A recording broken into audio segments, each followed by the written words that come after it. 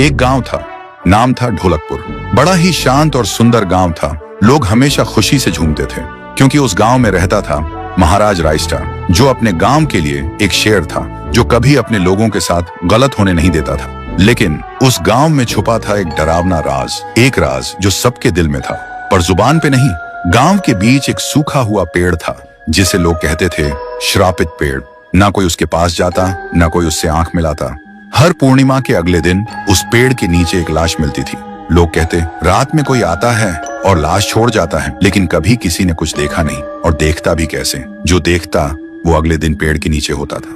एक दिन रायस्टार ने ठान लिया, बस अब और नहीं, इस राज का अंत मैं ही करूंगा, क्योंकि ढोलकपुर का नाम मिट्टी में मिल रहा था। फिर एक पूर्णिमा की रात रायस्टार चुपके से जाकर पेड़ के पास बैठ गया। रात के 2 बजे एक आवाज आई, थुंग थुंग थुंग थुंग थुंग थुंग थुंग थुंग थुंग सहूर।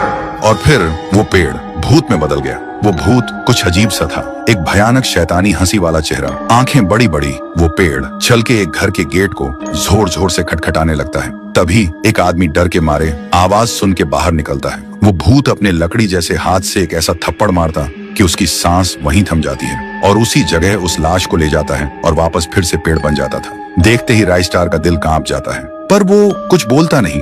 सुबह लोग भीड़ में जमा हुए और रायस्टार ने पहली बार उस पेड़ से बात करने की कोशिश की। पेड़ के अंदर से एक आवाज निकली, क्या तुम सब भूल गए मुझे? रायस्टार बोलता है, तू कौन है? पेड़ बोलता है, मैं हूँ ठुन ठुन ठुन साहुर। एक वक्त था जब मैं भी इस गांव का एक प्यारा सा बच्चा था, लेकिन 100 साल पहले मुझे इसी पेड़ से रस्सी बांधकर उल्टा लटका दिया गया, गांव वालों की आंखों के सामने, और मेरी मौत को तमाशा बना दिया गया, सिर्फ इसलिए क्योंकि मैंने एक राज देख लिया था जो लोग छुपाना चाहते थे। और उसी पल से मेरी रूह इस पेड़ से जुड़ गई।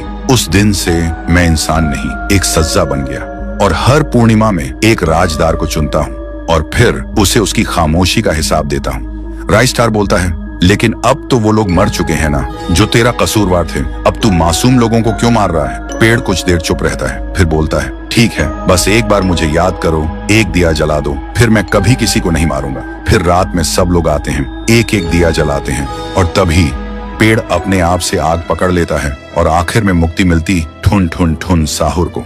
उस दिन के बाद गांव में कभी कोई लाश नहीं मिली। हर पूर्णिमा में लोग एक दिया जलाकर उसकी यादों को जिंदा रखते हैं, क्योंकि अगर भूल गए तो सपने में एक आवाज सुनाई देती थी, थुंग थुंग थुंग थुंग थुंग थुंग थुंग थुंग थुंग सहूर।